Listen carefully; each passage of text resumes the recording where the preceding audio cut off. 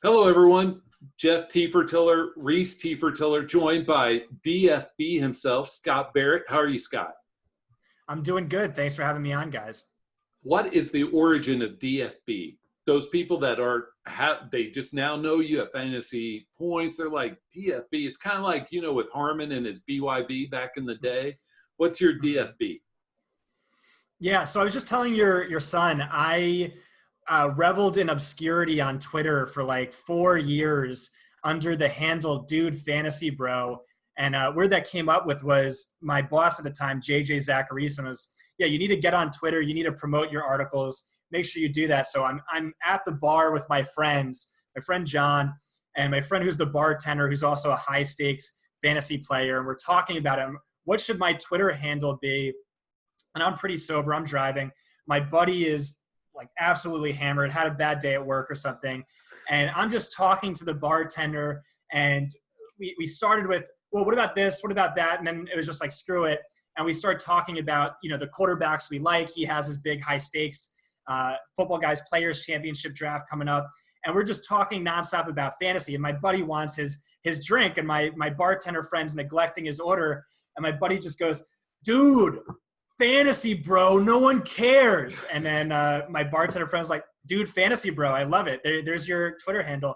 And I did it, and I guess no one wanted to follow someone named Dude Fantasy Bro. So the second I changed it to Scott Barrett DFB, I gained 10,000 followers in like 3 months. So, but that's the origin story. I'm sure you did something in between there to warrant the 10,000 followers, like myself. All right. So you and Graham went and joined some other people that I very much enjoy, like Greg Cosell. Love Greg. With Fantasy Points and Hanson and others. Tell me about that. Yeah, so this has actually sort of been in the works for a long time, discussions talking about this. We really wanted to link up and create this sort of all-star cast of characters. I actually interviewed with John Hanson at his old site a number of years back, and he hired instead Graham Barfield, who quickly became, one of my best friends. We've hung out a bunch of times outside of online, fantasy. And then he went to NFL, and he talked about bringing me on board with the NFL. Instead, we just talked about why not just do our own thing, bring on Joe Dolan, who was with the old Fantasy Guru site, one of the best tape experts in the game, Greg Cosell, our own NFL insider, and Adam Kaplan. And, I really can't be happier with the project. We still have a lot of tools in development, things like that, but we're looking to add a DFS optimizer before the season starts, a bunch of other tools. And a lot of the stats that I do every week, my expected fantasy points or actual opportunity or the DFBers report and a bunch of stuff I wasn't even allowed to put out on Twitter back in the day. We hope to have on our site behind the paywall. But I appreciate it. Thanks for letting me pitch this site. You guys do great work over at footballguys.com as well. I just had Adam Harstead on a podcast last night. But thank you. We were traveling a month or two ago and went through, I was looking at him, see for time, but we happened to go through Chicago and had some deep dish with Harstead. And so nice. The funny thing is, so my wife is an AP calculus teacher, very smart, much smarter than, her husband. And so, Adam and she were able to go like deep on stuff. And I'm just like, fantasy, dude, fantasy bro. But anyway, it's a different story. He's literally the smartest person I've ever met in my entire life. Just like absolute genius, but also humble and a really great guy. He is. And he can go from 0 to 60, and by 0 to 60, I mean like ground level to 60 feet deep in seconds. And so, any topic. And so it's pretty interesting. And he's just like, no big deal. Anyway, it was great to, have some pizza with him. All right. So you and I know each other a little bit, on Twitter, but I appreciate you helping pub the young man's book on his fantasy football predictive analytics 14 back a couple months ago, right? It released in early June. And you were kind enough to email him back some feedback. And so the world of analytics, I think, needs, we call everything in its dog analytics, right? Mm-hmm. We call, how fast somebody is driving analytics. And we're really, all we care about on analytics is making better decisions going forward for the future. Is that where you see it? Yeah. It's how do we help it?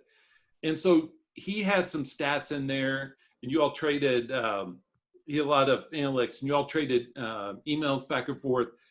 What were some of his analytics that you liked, and what were some of those that you thought could be a little more sticky? And by sticky for the audience, I mean predictive for the future, right? We look back, we say, hey, I can use this. I think it's predictive of X in the future. Yeah, so I think you've got me nostalgic for my my DFB days, but I was telling your son before the show, I stunk as an early fantasy writer. I just never really wanted to bother with the deep analytics. I was like a wannabe Matthew Berry, where I'd have these super long self-important introductions. I would put so much time in it, and it was like, oh, Andrew Luck, draft Andrew Luck because he's the best, and it's just so whack and really bad stats. And people said to me, or JJ was like, you need to if you want to get good at this, you need to get better in the stat department. So I just really dug in deep, learned as much as I could from his articles, Rich Rebar's articles, Mike Clay's, and so on and so forth. And now I'm known as the analytics guy, and my intros are never about myself or my life or longer than 300 words or so. So, but yeah, I mean, Rhys did a fantastic job. He did a killer job. And especially when you told me how old he was, I really couldn't believe it. But he did a great job. There's a lot of really good stats in here. One thing I did point out, I think, was red zone stats. It's really fine as you want to just throw that out there as shorthand for near end zone volume. That's fine. But we can improve upon that. One issue I have with that is, so look at a rushing attempt from the 1 yard line. Your chances of scoring from the 1 yard line are 54%. What are your chances at scoring from the 17 yard line? It's 3.6%. So it's just such a dramatic difference. Basically, from the 1 yard line, a carry is worth 3.28 fantasy points per rush. And then from the 20 yard line, it's worth 0.56. So I guess it's 8 times as much. So you're really doing yourself a disservice, lumping those all in together. I have my own stat, expected touchdowns, which is basically a knockoff of my Clay stat, OTD. And what you can do then with expected touchdowns, which, by the way, I've tested this, it's stronger at predicting touchdowns in the following season than raw touchdowns, which is you really don't see that typically from a stat. And it's far stickier year over year. And you see that a lot. Volume is more sticky than efficiency. Touchdown, what does this mean? Scoring touchdowns is largely a measure of luck and opportunity, far more so than skill.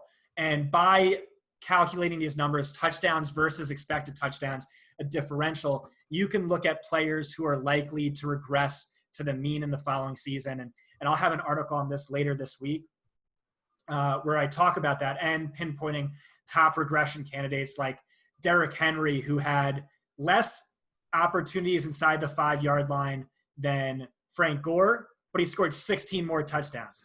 He had less opportunities inside the 10 yard line than Leonard Fournette, and yet Henry finished with 15 more touchdowns. So a guy who's going to score, we know from the stat, from the stickiness, from the correlations, from all the numbers we have, he's very likely to score way fewer touchdowns. And if he doesn't, he's going to have to get way more near end zone usage.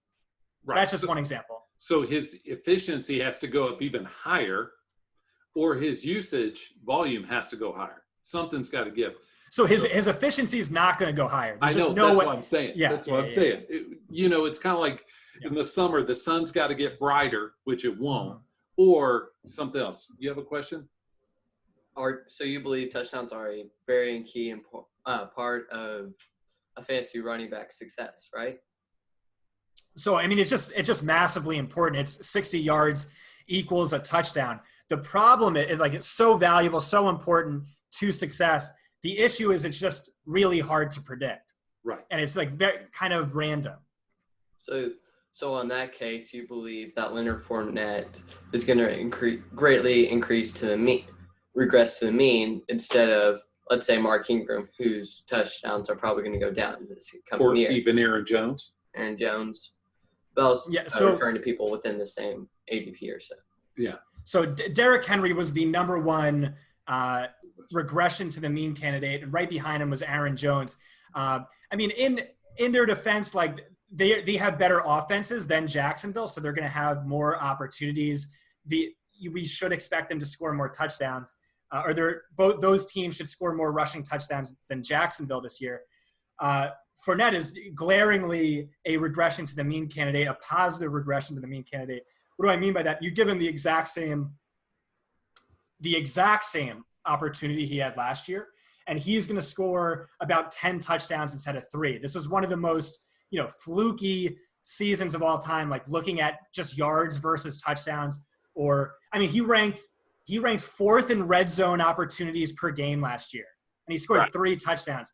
The issue is he's not a target for me because the team, he was a target for me last year because I loved his offensive coordinator, but then he replaced John DeFilippo, who likes a bell cow, loves heavily targeting his running backs, with a coach in Jay Gruden who prefers a committee, likes to pepper Chris Thompson with targets. So not really a target, but yeah, in terms of touchdown efficiency, that has to regress to the mean. There's no way it doesn't. So Chris Thompson's, I'm glad you brought him up. People are, in my opinion, even in the deepest dynasty leagues, are sleeping on. He's available in almost every league, and he's Gruden's boy from Washington. I mean, people are missing that these guys know each other, and he's brought in to be that passing game. And I hear all these other people named in Jacksonville, and I'm like, there's something obvious coming. There's Chris Thompson getting 70 targets would not surprise me. And he got 84 last year. He was on pace for 84 last year with Gruden calling plays. Oh, the last year they were in Washington. Yeah. So people that don't know this, the young man reads a lot more than I do about all this stuff. All right. Do you have a question for him before I keep going? All right. Let's keep testing. All right. So we talk about volume for running back, right? You have a recent article at Fantasy Points. I very much agree with you that it's a lot easier to predict future fantasy points based upon this year's volume, right? Who sticks out to you then that's undervalued in that category? Or you could take the flip side and overvalued. Yeah, so we were talking before the show a little bit. I do have an article this week out on my stat called Weighted Opportunity. We're talking about stats that matter. If it matters, it has to, stickiness is important. Predictability is important. And then just in terms of how much it actually matters to fantasy points. Like we said, touchdowns are pretty random, but total touchdowns matters more than rushing yards, rushing attempts to running backs because it is so valuable. So just the correlation to fantasy points in a given season is very high for touchdowns. But what's interesting is the stat that matters most to running backs is total yards. Right. The stat that matters second most is total snaps. And that blows everyone's mind. They think it's going to be touches because you don't earn fantasy points for an empty snap, for a snap in the backfield where you're blocking. But you get a carry. How often do you score negative points on a reception or a rushing attempt? So that really blows people's minds. And then, of course, efficiency stats like yards per carry, yards per target, basically zero correlation whatsoever. It's all about volume for running backs. So touches, like I said, is worse than snaps. Something that can be better than touches is also opportunities, which is defined as carries plus targets. What I've done is improved on both those stats, come up with something that actually tests better than total snaps. And that's weighted opportunity, which is just like why, like I hate red zone stats because it treats a carry from the 1 yard line the same as a carry from the 17-yard line. But I hate touches because it treats a carry the same as a reception. When rushing attempts are, what's that? It's probably 3 times, right? A target versus a carry is probably 3, 4, 5 times worth more in the PPR league. I believe your coworker Graham Barfield pointed that out on Twitter. What did Graham say? 165 carries plus 80 targets is worth more than 200 carries and 40 targets, and he did that for Eckler versus Jacobs. Yeah, so he's referencing. Graham's not even here, right? So he's referencing this weighted opportunity stat, which I've done for a few years now, but it's rushing attempts make up 81% of all running back touches, but 45% of their fantasy production comes through the air. And that's because, like you said, a reception is worth 3.4 times as much as a rushing attempt. And a target is worth 2.73 times as much as a carry. And then outside of the red zone, it's worth 3.25 times as much. What do I mean by all this? It's just basically, targets are far more valuable than carries. If you treat that as such, then you have a really good measure of volume for a running back. And like with expected touchdowns versus actual touchdowns, you could come up with a differential to spot regression to the mean candidates. This is, again, another stat that it's partly efficiency. It's really partly efficiency, but it's also mostly just something, especially at the polar extremes, regresses to the mean. One guy who stands out to me as a value by this stat is there's far more guys who stand out as, fades like Aaron Jones, Derrick Henry, but a guy to target no one is looking at is Chris Carson. Yeah. So what did I say? What matters? Snaps and weighted opportunity. So before his season-ending injury last year, he averaged 50 snaps per game, which ranked 7th most, 16.8 weighted opportunity points per game, which ranked 8th most, and 16.1 fantasy points per game, which ranks 11th most.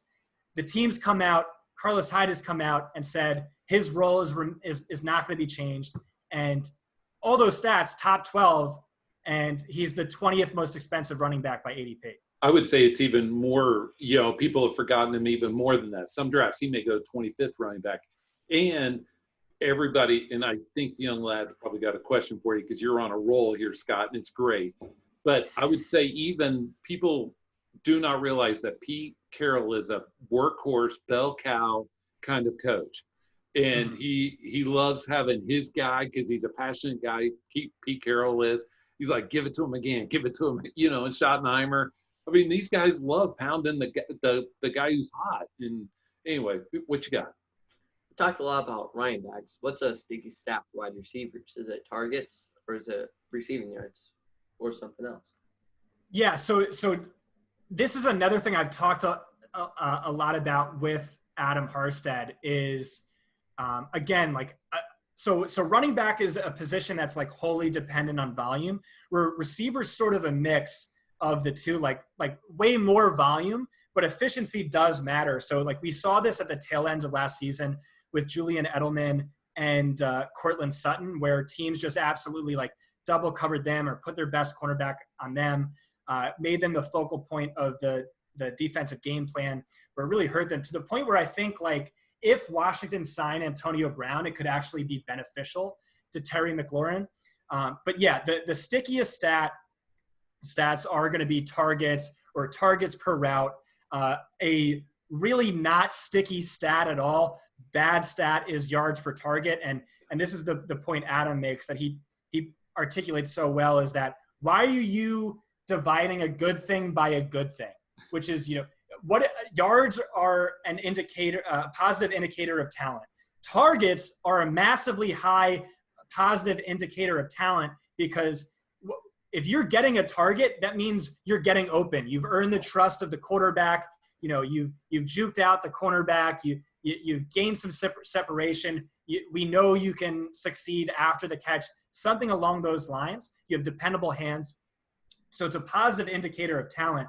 A much better stat than that is either yards per team pass attempt if you don't have a PFF subscription, and then if you have a PFF subscription, is definitely yards per route run, which, you know, I've done so much work on this. It does a great job of highlighting potential breakout candidates. Remember, targets really are the best, highest correlated, most stickiest stat, but, you know, yards per route run, rather than identifying regression in the mean candidates like with yards per target, it can identify guys who are going to break out the next year. I did that with Adam Thielen. I did that with, you know, a few other guys. So definitely yards per route run is my favorite. It's actually probably the best efficiency stat in all of fantasy football. I would also, the one I haven't seen studied is yards per, like, where they line up on the field. Like, I think that, or targets, some way to break it down, because we have seen the evolution of the slot receiver. Some are more expensive than others, but there's, you know, we compare in the fantasy world Thielen and Diggs targets the same, and I'm saying they're not. You know what I mean? Like, or when Pittsburgh had Antonio Brown, Juju and Brown's targets should not be evaluated the same. Emmanuel Sanders now in New Orleans, he and Michael Thomas's targets should not be evaluated the same. Does that seem reasonable? Yeah, so I think that's absolutely correct. They basically play two different positions. Outside and slot wide receivers is completely different. So there's a lot of different, and also like yards per route run, yards per target lends itself more towards deep threats, just because your expectation on a 20-yard throw in terms of like expected yards is going to be way higher than on, you know, a 5-yard throw. So that makes a big difference. And the same thing's true for targets per route, where it's, you know, that lends itself more towards, you know, short route depth, slot wide receivers. So I think you're right. I think, like, if you really want to improve on the stats, you can, you know, look at it by what route are you running, or where are you lined up on the field. So I think that is an interesting point. But the other piece to that, if I'm trying to find a sleeper, so to speak, I'm going to be looking at where they line up, look at those correlations, and try to predict for their, or a rookie coming in, they say they're going to play the X versus Y. How do we help with that? Or Z, whatever receiver. Do you have a question? So I'm going to go to like wide receiver tandems. Do you think Cooper or Gallup will break out this year and be the alpha male, with Cooper being the dominant first half of the year with weaker teams essentially, versus Gallup's breaking out with better teams last year with more coverage being drawn to Cooper? So what you're saying is, well, Cooper, with that addition of CD Lamb, help Cooper or Gallup more, is really what your question is. Yeah, so there's few people who've been more critical of Amari Cooper than me over the past few years. Volatility, like week to week standard deviation, is not something that's very sticky. But for whatever reason, Amari Cooper in like each of the past 3 seasons has been the most volatile wide receiver in fantasy.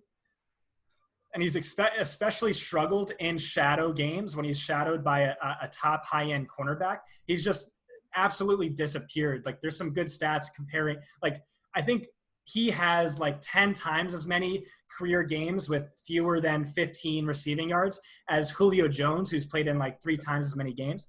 And Adam Kaplan, our insider, has said, you know, NFL teams are like, yeah, he quits in games. But I actually think he's getting slept on a little bit, because a lot of people don't realize the extent of the injuries he battled through last year. So he came into the season with a muscle strain in his foot, which almost put him in jeopardy of missing week 1. Then in week 3, he suffered an ankle injury. In week 6, he suffered a bruised thigh. In week 9, he suffered a knee injury. In week 12, he suffered another injury, and then re-injured it again in week 13. And this was like injuries that were keeping him limited in practice. And then in spite of all that, in spite of, if you just exclude week 6 where he played only 3 snaps, so I think that's not fair. I think you should exclude that. He averaged started him on your fantasy team, then it's really fair, right? I mean, the injury after 3 snaps you couldn't see coming. Yeah, but he averaged 16.4 fantasy points per game, which would have ranked 8th best. And I think he's like wide receiver 13 by ADP, so that's a slight discount. I like Gallup. Another thing too is I don't know that CeeDee Lamb's going to play the slot. And we were just talking about this. Amari Cooper is a guy who I think should be playing the slot. Like if you look at his yards per route run average on the outside, he's just like slightly above average. But if you look at him from the slot, he's like top 3. He just like elite. So I actually think CeeDee Lamb he'll hurt him in terms of volume, which again is more important, but could be more efficient. Now, you want to know why? My guess on that? All right, 2 things that are trickle downs from that. No wonder Philly went out and got Slay, right? I mean, obvious. Right, yeah. But the other piece to it is very few top cover corners bring him back into the slot. So even if he has Slay on him on the outside, Dallas is going to adjust and move him inside. Now, we don't know how the addition of McCarthy is going to impact it, but that's how Dallas in the past would move a guy inside, to avoid that one-on-one coverage. I mean, that's why not to be overly simplistic, but that's why the slot receiver position bloomed in the last few years, is because the coverage is much more favorable on the inside. You mentioned volatility. Way back when, probably 5 to 10 years ago, Vincent Jackson was the king of volatility. I don't know if you remember this, but he would have 3 games of 200 yards and 3 touchdowns a game. He'd finish in the top 12, 15, and you had to start him every week because you never knew when he'd, because that's a week winner. But anyway, the other guy it seems like that's getting slept on is Allen Robinson. What do you think about that? Oh, just absolutely. Like Greg Cassell, like we said, one of the best tape experts in the game, read his piece on Allen Robinson, heard him talk about just like gushing and praise. Like this guy, what was the difference between him and Michael Thomas last year? Like, was it just quarterback play? Like honestly, just like played lights out, was getting open at will, just a total bully, and just had, held back by poor quarterback play. Maybe that improves. It should improve. Nick Foles maybe is going to be the more accurate passer, but I'm with you. I think he's been mispriced all year. Well, I saw a tweet today, but it's from a while back, that Nick Foles' quarterback coach, back when he burst down in 2013 when he threw like 26 touchdowns and 2 interceptions, is now Chicago's offensive coordinator, which could help Foles a lot, which would, help out Allen Robinson a lot. But Robinson's had Bortles, Trubisky. Foles is going to look like Joe Montana, right? I mean, only one's missing is Josh Allen. Yeah, and so for an accurate quarterback play. Yeah, so how do you fall on Josh Allen? I'm in the anti-crowd. I don't know, just because I'm never for passers who struggle to get 60% passing accuracy. Yeah, so I mean, because the Konami code, which Rich Rebar discovered or whatever, is just like 60. I think 1 60-yard rushing touchdown for a quarterback is worth like 2 50-yard passing touchdowns. So it's just like such a massive edge for someone like Josh Allen, who is hypermobile, can score a lot of rushing touchdowns. It's such a huge edge. But like, so in redraft, I mean, whatever. He has a bad schedule this year. He has a better receiver. I'm with you in that I just don't think he's good. Like, he's a dynasty sell for me because I don't think he lasts in the league for that much longer. I just don't think he's that talented. I think he's a highly inaccurate quarterback, and I don't think his mobility is going to hold him afloat for too much longer. I think they're going to get tired of it and look for an upgrade. He's Trubisky or Jake Locker for those older. I mean, we were having the same conversation about Trubisky, who ran a lot his first couple of years. You remember? And it's the same thing. What do you think? To go back on your weighted opportunity rushing, Josh Allen was probably going to be a regression if he doesn't get more volume inside the 10-yard line or so, because he scored 9 touchdowns there as well. Yeah, so I mean, the weighted opportunity only works for running backs, but he did pop in my my touchdown regression stat, where just looking at rushing touchdowns, he scored 4.8 more than we should have expected based on usage. I mean, part of that is it is easier for a quarterback to score from like 7 yards out than it is a running back. So that is true, but at the same time, I mean, I think you're right. I think he does see a slight regression. And he did add Zach Moss, who, by the way, Frank Gore was one of like the worst, red zone efficiency running backs last year, and Zach Moss is going to be an upgrade there.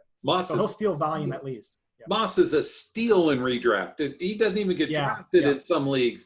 And here I see Singletary going for in the 5th round, 4th round. I'm like, Moss could be the bell cow there, and Singletary be the 3rd down back.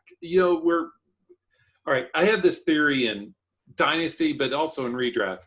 When there's a committee like this and we have it weighted wrong, always go with the cheaper guy, because the cheaper guy has so much more upside. Singletary's, even if he got the majority of the carries, probably is not going to outplay his ADP, right?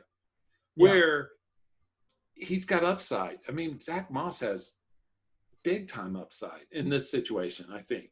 And I liked him in Utah, but so I'm with you. I'd much rather draft Moss, and everyone's hyping up Singletary as the scat back, which, to be fair, is what Sean McDermott has said. He envisions this to be, Moss is the workhorse, early down workhorse, and then Singletary is the scat back. But Graham Barfield, watched every single game that these guys played in college and said he thinks Moss is the better pass catcher. So like maybe this blossoms into like an every down role if Singletary struggles. So who knows?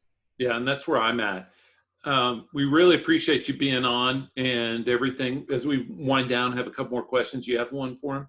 So on your Josh Allen takes, do you believe more on rushing volume or passing volume to help spring quarterbacks? If we're trying to predict, so let me rephrase that. If we're predicting for this year, do we use his rushing volume or his passing efficiency to help us with that determinant? Yeah, so this goes back to why Lamar Jackson was my must draft in every single league last year player. And that's because like, it's just such a cheat code rushing expectation to the point where like, it really doesn't matter. Like as long as he's not getting benched, like his passing efficiency just doesn't really matter that much at all, because like Lamar Jackson, I think if he never threw a pass last year, he still would have finished as like a QB1 somehow. So like it is really important. And like he could have, I mean, Tim Tebow was a QB1 thanks to rushing upside. So Bortles was quarterback 6. Yeah. Right.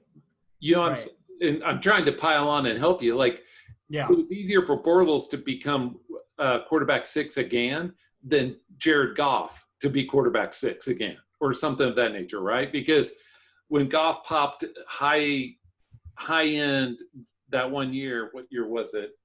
He came out. He destroyed it. He came out. His coming out party was 2017 when he started showing up. But he hasn't duplicated that. You could argue 2018, but not since then. All right, question for you then, Grant. What do you think of Cam? Is he going to rush enough? Or because his passing isn't there, right? Yeah. Sorry, Scott, the DFB himself. This is something I'm struggling on because our insider still is confident that the team actually wants Jarrett Stidham to be the starting quarterback.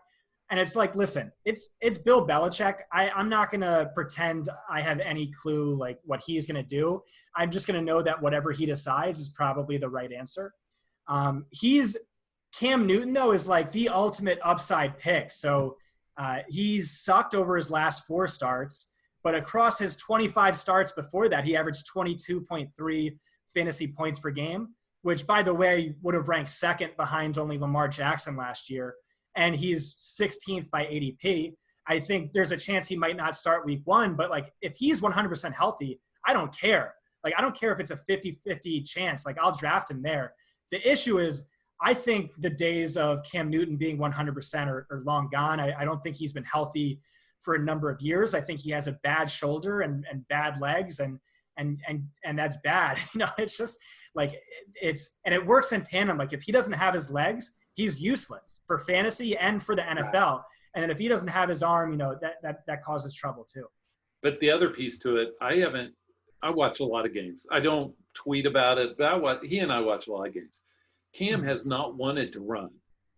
He has not had that desire to take off like he did. Maybe he didn't like get beaten on, but he hasn't taken off and run like he used to. And so unless you get those 40, 50 yards per game, I'm unsure. I'm very unsure. Sort of like how Russell Wilson stopped taking off the past couple of years because he didn't like getting beat down either.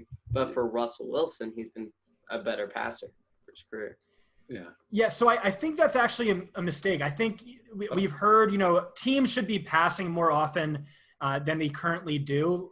Running backs don't matter, all that sort of thing, which is probably right. But even more so, quarterbacks should be running more often. And I don't mean like Matt Ryan should be running like 6 times per game. Like definitely not that. Like you are exposing your most valuable player to catastrophic injury. So like that's a risk. But with a player like Cam Newton, who by the way is like built like a linebacker, I do, and I think Bill Belichick's fully aware of this too, where there is this massive edge in having a quarterback who can run. I pulled the numbers, and so like by EPA, quarterbacks last year averaged something like so they threw the ball 10 times as much as they ran, but something like the quarterbacks averaged 0.29 rushing EPA per rush and 0.10 passing EPA per pass. So it was like they were 3 times more efficient than when running the ball. So I do think teams should run the ball, and I do think Bill Belichick, just like teams should be doing play action more. And guess what? Who leads the league in play action every year? It's the Patriots. So I do think if we do see Cam Newton starting games, Belichick's going to know to, hey, run the ball. Like pick up first downs with your legs.